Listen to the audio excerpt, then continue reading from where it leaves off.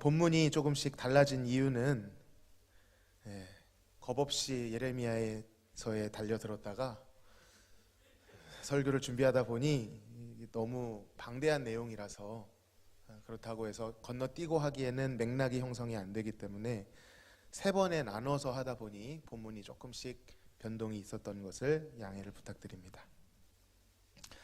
앞서 오전에 말씀드린 대로 바벨로니아, 성경의 음역으로는 바벨론이라는 이 이름은 고대 중동사에서 빼놓을 수 없는 이름이었습니다. 혜성처럼 등장한 이 갈대아인들의 기세 앞에 아수르와 애굽도 긴장할 정도였고, 마침내 그들은 바벨론에게 패권을 내어주게 되죠. 막아설 대적이 없어 보입니다. 그리고 이러한 힘센 거인들 사이에 그 싸움에 피를 보는 약소국들이 있었죠. 그리고 그러한 승자에게 머리를 숙이기도 하지만 그들에게 동시에 종종 매료되고 그들을 추앙하는 자들 역시 있었습니다. 두려워하는 것과요, 흠모하는 것은 통합니다. 세상을 두려워하는 것은 세상을 흠모하는 것과 같습니다. 마찬가지로 하나님을 경외하는 것과 그를 사모하는 것은 통하죠. 어쨌든 이러한 강한 자들 앞에 머리를 숙이는 것이 죄인들이 가지고 있는 비굴한 본성입니다. 사실은 바벨론은 실로 그럴만했습니다. 오전에 설명드렸듯이 유프라테스 강에 휘감겨져 있어서 땅이 지극히 풍요했고요, 대적들이 쉽사리 넘볼 수 없는 지형적 조건을 가진 데다가 높고 두터운 성을 가진 데다가 그런 거 다 없이 그냥 1대1로 붙어도 이들의 전투력은 굉장히 높았습니다. 매우 호전적이었지만 아수르보다 더 뛰어났던 강점이 있었는데 그것은 이들은 유연하기까지 했다는 것입니다.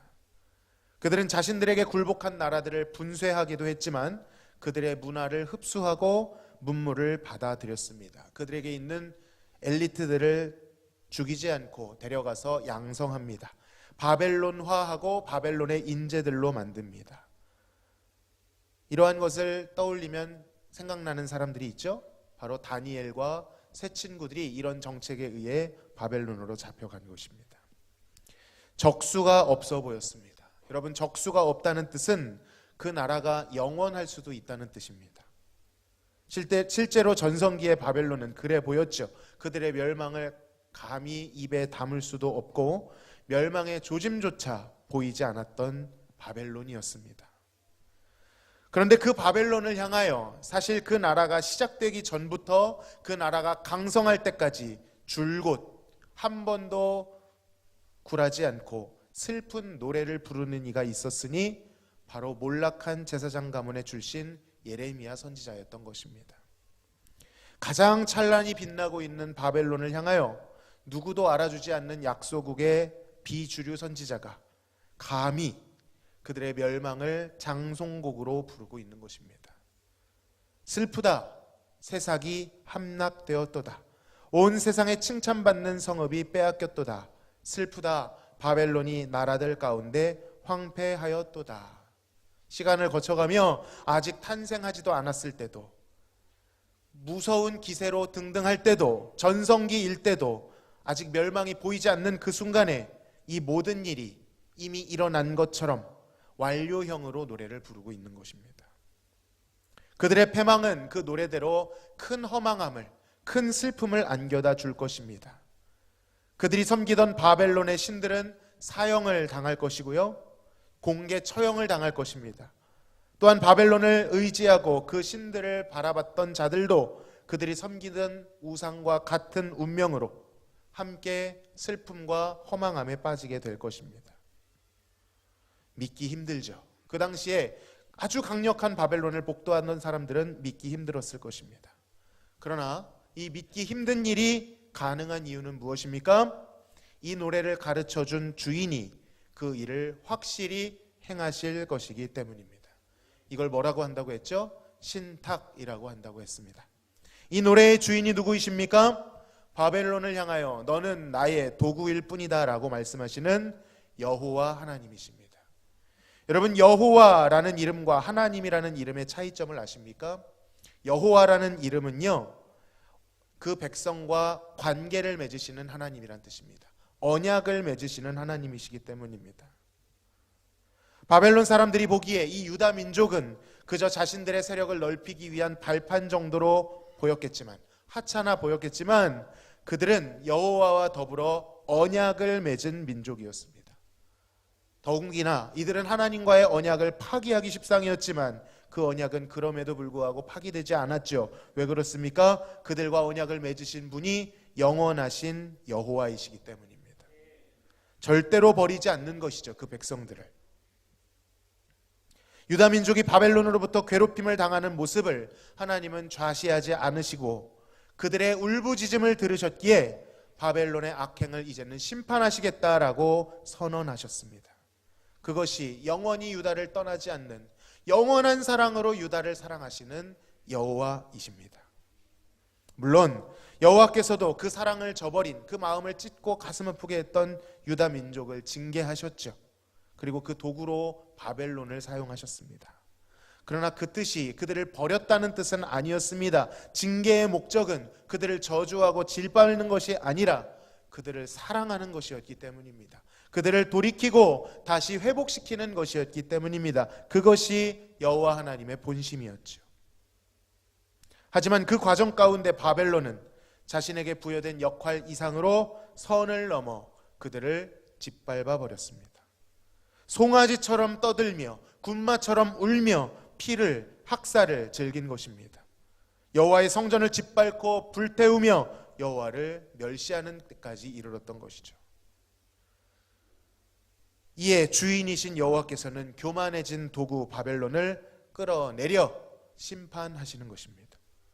모두가 바벨론 앞에 벌벌 떨고 어떤 이들은 그들에게 마음을 빼앗기겠지만 모두가 흠모하던 그 음녀 바벨론은 하나님 앞에 처절하고 수치스러운 모습으로 심판을 당하게 됩니다.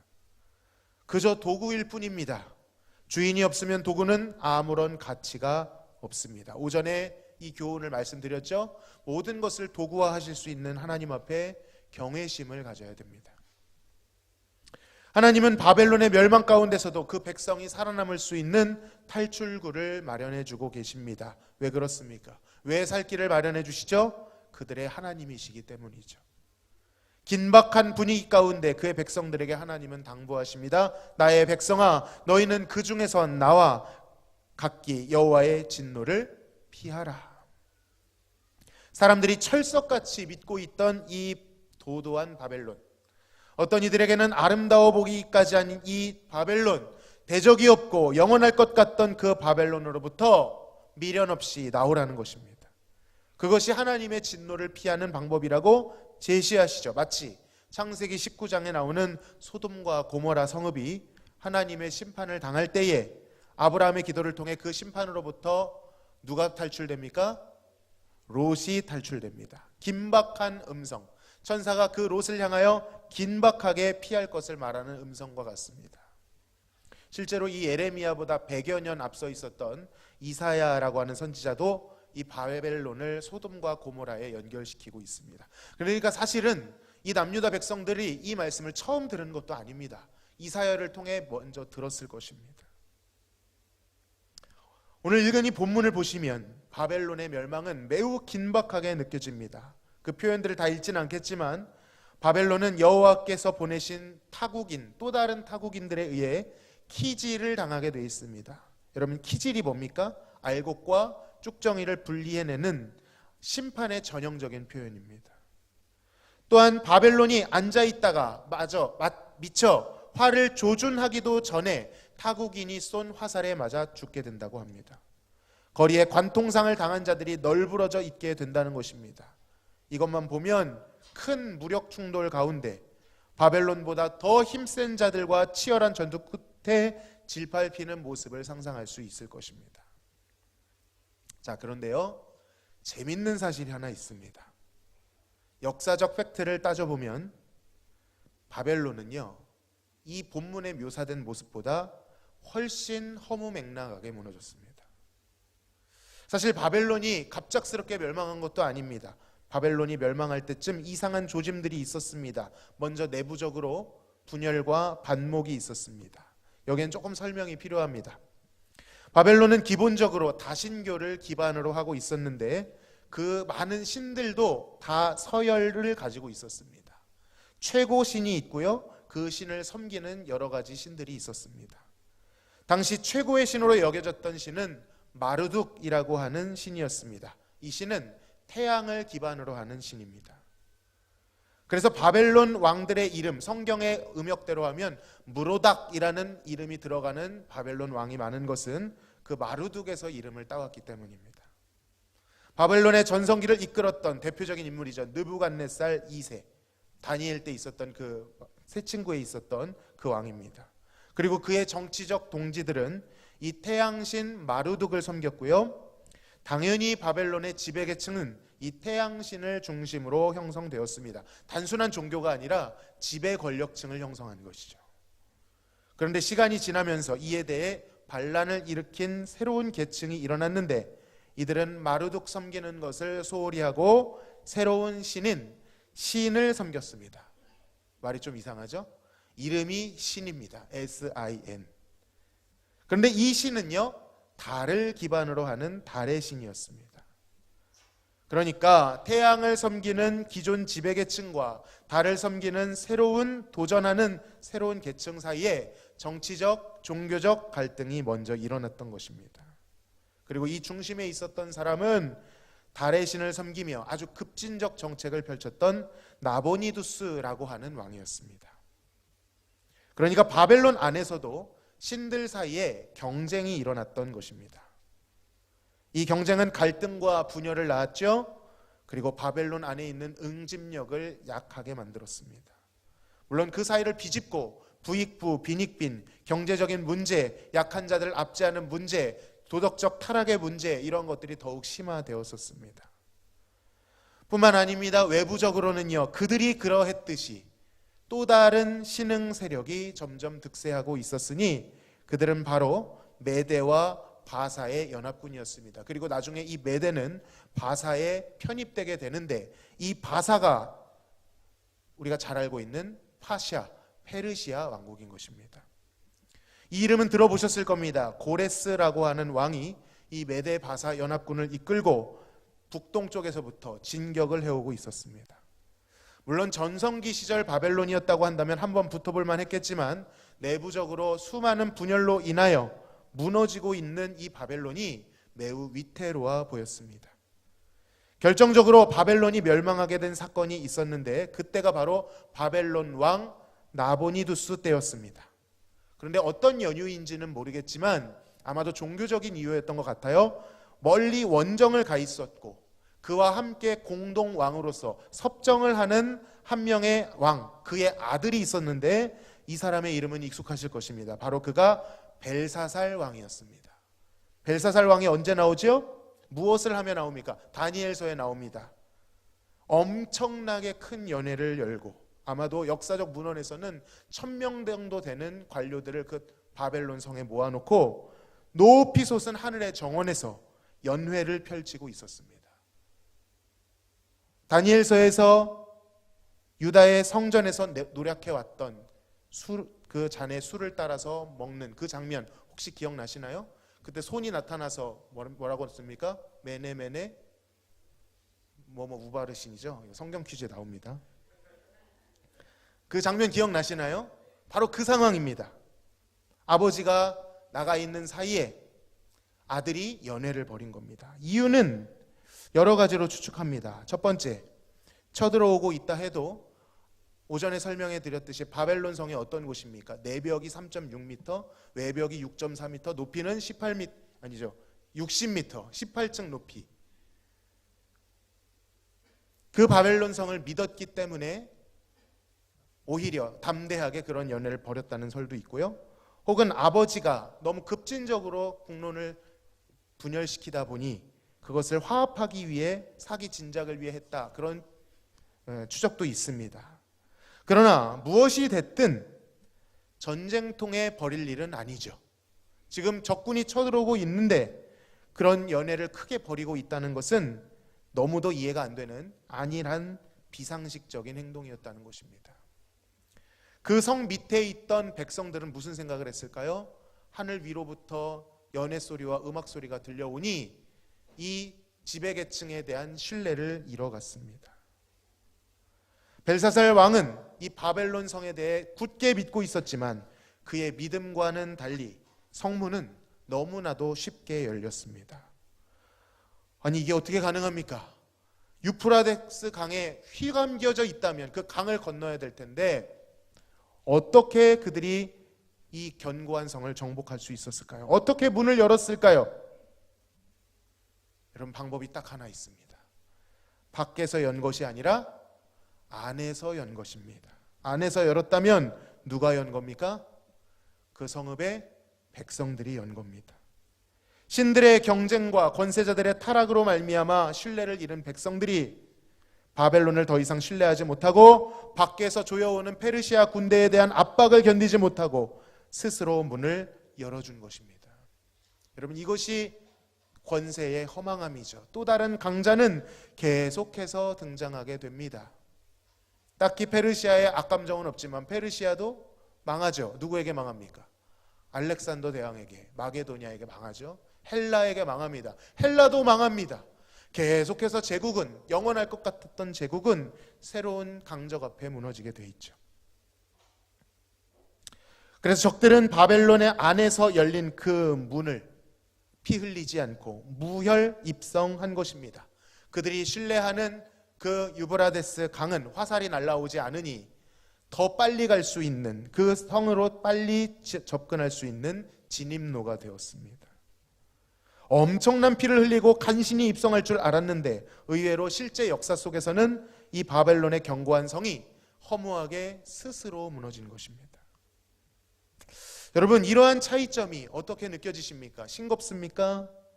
아니면 왜 성경과 역사적 팩트가 다르지? 의문점을 가지십니까? 그런데 우리는 이 차이 앞에서 교훈으로 삼아야 할 것이 있습니다. 그것은 그토록 견고해 보이고 우러러 보았던 바벨론이 스스로 무너졌다라는 것입니다. 그 일이 일어나기 전까지는 너무나도 강력해 보였는데, 근근히 이길 수 있는 실체인 걸 줄 알았는데, 그토록 머리를 조아리고 그토록 섬겼는데 오히려 내부 안에서 스스로 무너졌다라는 것이죠. 이것이 바벨론의 본질입니다. 여러분, 우상의 실체는, 세상이 제시하는 것들은 이러한 것들이죠.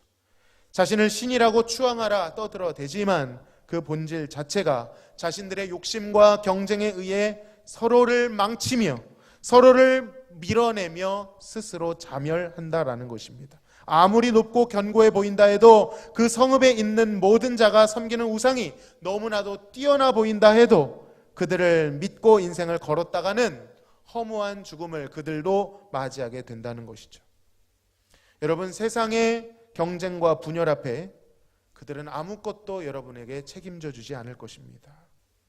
실제로요, 그들이 의지했던 애굽이 원래는 지금 우리를 도와주면 너희가 힘들 때 지원군을 보내주겠다 약속했었습니다. 그러나 바벨론의 침공을 당할 때 애굽이 왔을까요? 안 왔을까요? 오지 않았습니다. 세상은 그렇습니다. 약속하지만 약속을 지키지 않습니다. 그 과정에서 여러분을 배신하고 여러분의 것들을 탈취하고 도둑질, 강도질 해갈 것입니다. 그 가운데 바벨론이 남긴 흔적은 표범이 그 반점을 지울 수 없는 것처럼, 구스인은 이티오피아 흑인입니다. 흑인이 그 피부를 희게 할 수 없을 것처럼 짙게 남아있게 됩니다. 바벨론의 이 허무한 본질을 깨달으시기를 바랍니다. 혹시라도 바벨론에 기대하고 삶을 의탁하셨다면 에그머니나 깜짝 놀라시고 빨리 돌이켜 그 성으로부터 나오시기를 바랍니다. 여러분, 역사적 바벨론은 없어졌습니다. 찬란해 보였던 그 바벨론은 의외로 너무도 짧게 100년이 안 됩니다. 80여 년 정도밖에 안 됩니다. 허무하게 역사의 뒤안길로 사라졌습니다. 사실 바벨론이 망했다라는 말도 애매한 것이, 본문을 보면 도륙되고 성이 완전히 불타서 없어져야 할 것 같은데 말씀드렸죠. 그런 것이 아니었습니다. 이 페르시아의 통치자 고레스는요, 그 성읍을 부수지 않았습니다. 성읍에 살던 어떤 거민들도 그 성읍을 떠나지 않았습니다. 뭐만 바뀌었습니까? 그 성을 다스리는 황제만 바뀌었습니다. 새로운 통치자 페르시아의 고레스는 바벨론이 스스로 몸집을 너무 키워서 몸짓을 통제하지 못하는 것을 교훈 삼아서 그들의 문화와 종교를 그대로 인정해 줍니다. 그리고 안정적으로 그 관할들을 통치하려고 합니다. 이런 것을 나중에 로마가 벤치마킹해서 다스리죠. 이것이 역사적 팩트입니다. 그래서 이런 맥락 가운데 어떤 일이 일어나죠? 유다 백성들을, 이 고레스라고 하는 자가 이미 이사야서에 예언이 돼 있죠. 돈을 지원을 해주면서까지 그들의 성전을 재건할 수 있도록 성전 재건을 위한 모든 것을 대줍니다. 다시 한번 끄집어내 보겠습니다. 본문과 역사적 팩트가 달라 보입니다. 이거 뭔가 잘못된 거 아닙니까? 라고 생각하실 수 있겠지만, 여러분, 이러한 현실과 본문 사이에 여지를 남겨놓는 방법을 주로 이런 예언서에서 많이 쓰는데요, 이것을 죄송합니다, 원근 통시법이라고 합니다. 굉장히 중요한 기법입니다. 이것이 성경이 허구이거나 틀렸기 때문에 하나님의 예언이 단순히 어떤 역사의 한 사건과 한 시점에 가두는 그런 것이 아니라는 거예요. 원근 통시법이라고 하는 것은 역사적 어떤 일에 대해서 말씀하는 동시에 그것이 전부가 아니라 그 역사적 실체보다 더욱 명확한 어떤 실체를 드러낼 때 쓰는 것입니다. 예를 들어서 오늘 바벨론을 예를 들면 하나님이 계속해서 말씀하시는 이 바벨론은 멸망했습니다. 그런데 그 역사적 바벨론만이 끝난 것이 아니라 그 바벨론은 더욱 큰 실체를 드러내고 있다는 것입니다. 더욱 큰 우리에게 우상이 되고 우리를 의지하게끔 만들고 취하게 만드는 실체적 바벨론을 드러내는 상징으로 나타나고 있다는 거예요. 여러분, 바벨론은 역사적으로 멸망했지만 그것이 끝이 아닌 것입니다. 여전히 그 바벨론이 우리 가운데 살아있다는 것입니다. 더욱 견고하게 우리의 마음에 자리 잡고 있다는 것입니다. 성경이 말씀하고자 하는 것은 무엇입니까? 역사적 바벨론은 의외로 허무하게 무너졌지만 성경이 진정 우리에게 드러내려고 하는 그 영적 바벨론은 우리 마음에 견고하게 자리 잡고 있다는 것입니다. 그리고 그 바벨론이 우리의 마음에 시도 때도 없이 성을 쌓으며 과시하며 유혹하며 겁박하고 있다는 것입니다. 도전해 오고 있다는 것입니다. 훨씬 더 그 싸움보다도, 역사적 싸움보다도 더 긴박하고 확실한 싸움이 있을 것이며 하나님을 의지하는 자들은 그 바벨론의 무너짐을 더욱 확실하게 경험하게 될 것이라는 것입니다.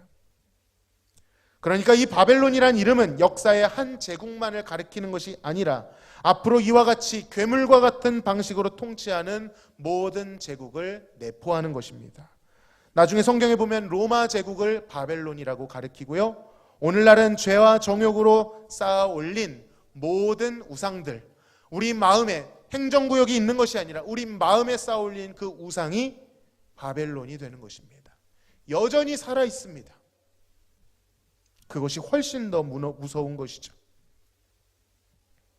역사 속에서 여호와께서 보내신 페르시아의 군주 고레스는 그들을 인정하며 그 성을 무너뜨리지 않았지만 진정한 심판자, 진정한 왕으로 오신 예수 그리스도께서는 바벨론을 완전히 무너뜨리실 것입니다.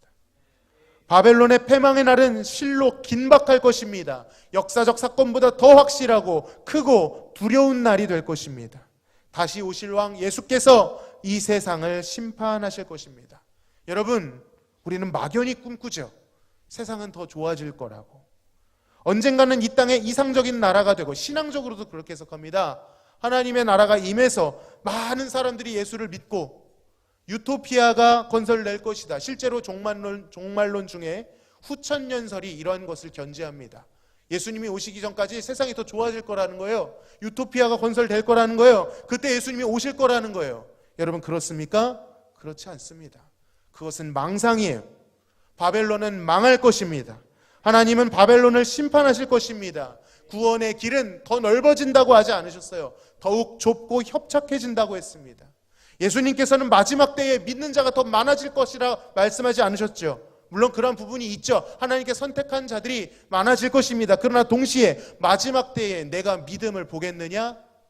이렇게도 말씀하셨습니다. 믿는 자들이 희귀해진다는 것입니다. 정말 그리스도를 믿고 따르는 자들이 소수가 될 수 있다는 것입니다. 여러분, 우리는 두려워해야 합니다.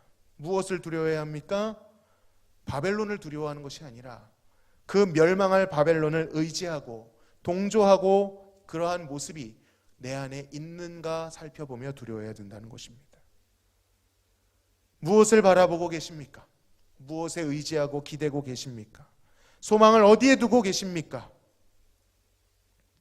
이 세상을요 바라보면요, 사람들은 자신이 소망이 있다고 생각하는 거기에 자신의 것을 투자합니다. 시간을, 물질을, 마음을 그곳에 향하게 합니다. 이 시대의 부모들은 자녀들을 어디에 보낼까요? 부모가 생각하기에 소망이 있다라고 여겨지는 곳에 보냅니다. 자녀들도 소망이 있다라고 생각하는 것에 인생을 걸게 되어 있습니다. 이것은 말한다고 해서 되는 일이 아닙니다. 그 행동을 보면 되고요, 그 시간을 보면 되고, 그 마음과 선택과 물질과 그 모든 것들을 보면 자명한 것입니다. 부모들은 반드시 자녀가 소망이 있다고 하는 곳에 보냅니다. 다 어디 보내죠? 다 공부하러 보내죠. 교회 안 보냅니다. 교회에 소망이 있다고 생각하는 겁니까? 없다고 생각하는 겁니까? 너무 뼈 아프지만 그렇게 생각하는 겁니다. 공부해야지. 맞습니다. 공부해야죠. 그러나 마음을 들여다봐야 됩니다. 어디에 소망을 걸고 있는가? 입으로는 하나님께 소망이 있다고 하면서 사실은 바벨론을 바라보고 그 바벨론의 안전한 것들이 가득하니 그 바벨론 성읍 안에서 터줏대감으로 살면서 그들의 체제와 가치에 순응하며 그들이 요구하는 것을 적당히 섬기며 모의와 경쟁에 가담하고 있지는 않은가? 어떤 이는요, 책에서 그런 표현을 씁니다. 오늘날 교회가 바벨론을 떠받들고 있는 아주 기형적인 모습을 갖고 있다. 하나님의 백성인데, 하나님의 백성이고 성전도 있고 율법도 있는데 여전히 망할 바벨론을 바라보면서 유브라데스 강의 그 젖줄이 나의 생명이 될 거라고 믿으면서 그 바벨론의 체제가 유지될 수 있도록 은근슬쩍 떠받들고 견인하고 밀어내고 동조하고 있다는 것입니다. 그러나 여러분, 그 바벨론을 향한 믿음과 충정은 배신당할 것입니다. 사실 그들은 보았듯이 아무런 힘이 없습니다. 결국 그들끼리 경쟁하며 자멸할 것입니다. 휘황찬란한 그 조명들이 또 다른 강한 자들에게 의해 짓밟힐 것입니다. 우리가 바친 것들 도둑질 당하고 강도질 당할 것입니다. 그리고 인생에는, 그러한 바벨론을 쫓아가는 인생에는 허무함과 고통만 남을 것입니다. 요한계시록에서 이 바벨론은 멸망한 귀신들의 처소, 각종 더러운 영이 모이고 더럽고 가증한 새들이 모이는 곳이라고 경고합니다. 여러분, 눈에 보이는 것이 아무리 아름다워 보인다고 하여도 하나님 아닌 다른 것을 의지하고 흠모하고 살고 있다면 그곳이 더러운 곳임을 깨달으시기를 바랍니다. 주님은 긴급하게 외치십니다. 나의 백성아, 그 성으로부터 나오라. 오전 오후, 죄송합니다, 심판의 내용만 자꾸 얘기해서 좀 무거울 수 있다는 생각이 듭니다. 다음 시간에는 기쁨과 소망을 선포할 것입니다. 그런데 그 기쁨과 소망이 우리에게 오롯이 다가오기 위해서는 우리는 이 심판과 우리가 떠나 있는 죄악을 뼈아프지만 직면해야만 합니다. 회개하고 돌이켜야만 그 기쁨이 우리에게 소망이 되는 것이죠. 말씀을 맺겠습니다. 바벨론을 떠나십시오. 바벨론 안에서 그들의 방식으로 그들을 의지하는 가운데 도무지 소망과 기쁨은 누려지지 않을 것입니다. 이번 한 주 살아가시면서 나의 삶을 말씀 앞에, 기도 앞에 잘 비춰보시길 바랍니다. 가만히 들어와 있는 바벨론은 없는가? 주님 아닌 다른 것들을 흠모하며 가득 차서 그러한 것들을 따라가는 모습은 없는가? 성령께서 우리의 마음을 비춰주시도록 기도해야 될 줄로 믿습니다. 그리고 그것이 드러나는 것은 부끄러운 것이 아닙니다. 드러나는 것이 은혜인 줄로 믿습니다. 어둠 가운데 빛이 드러나 그것을 알게 되는 것이 은혜요, 기쁨과 소망으로 가는 지름길입니다. 여러분, 그 성으로부터 돌이켜서 당장 주님께로 출발하시기를 간절히 소망합니다. 하나님 감사합니다. 오늘 예레미야 말씀을 통하여 바벨론이 얼마나 허망한 것인지, 비록 많은 것들이 그 자리에 있는 것처럼 보여도, 견고해 보여도 그것을 도구처럼 부르시는 하나님께서는 그것을 무너뜨리신다라는 것을 보게 되었습니다. 세상 가운데 살지만 우리가 세상을 의지하지 않도록 도와주시고, 혹시 우리 안에 가만히 들어온 바벨론의 가치가 있다면 그것을 떠받드는 것이 아니라 미련 없이 하나님께로 돌아와 하나님 나라의 가치를 살아내는 자들 되게 하여 주옵소서. 세상 가운데 살지만 세상에 속하지 아니한 자로, 세상을 이기는 자로 승리하게 하여 주옵소서. 감사하며 예수님의 이름으로 기도하옵나이다. 아멘.